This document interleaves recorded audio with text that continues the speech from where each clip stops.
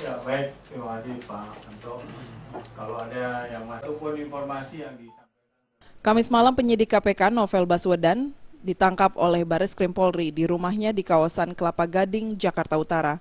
Novel ditangkap karena 3 kali mangkir saat dipanggil tim penyidik Bareskrim Polri untuk menjalani pemeriksaan sebagai tersangka terkait kasus penembakan terhadap pelaku pencurian sarang burung walet saat Novel menjadi Kasat Reskrim Polresta Bengkulu tahun 2004 lalu. Berbagai upaya dilakukan pimpinan KPK agar penahanan Novel dapat ditangguhkan. Berbagai upaya dilakukan pimpinan KPK agar penahanan Novel dapat ditangguhkan, diantaranya 5 pimpinan siap dijadikan jaminan untuk penangguhan penahanan Novel.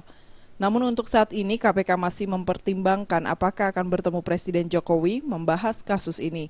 Menurut pelaksana tugas KPK Johan Budi, kemungkinan Presiden sedang sibuk namun tidak menutup kemungkinan pimpinan KPK terhadap Jokowi jika situasi tidak terkendali. Belum dibahas ya, tapi yang pasti tadi pimpinan KPK sebelum saya Pak Anto turun memang ada upaya-upaya untuk itu tadi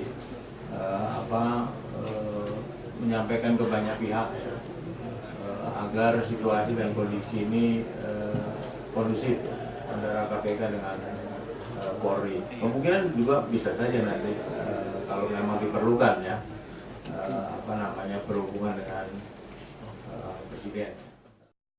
Novel dijadikan tersangka pada 1 Oktober 2012 oleh Polres Bengkulu pasca ia memimpin penggeledahan gedung Korps Lalu Lintas Polri yang diikuti penerbitan surat panggilan terhadap terdakwa pencucian uang sekaligus korupsi simulator SIM, Irjen Joko Susilo.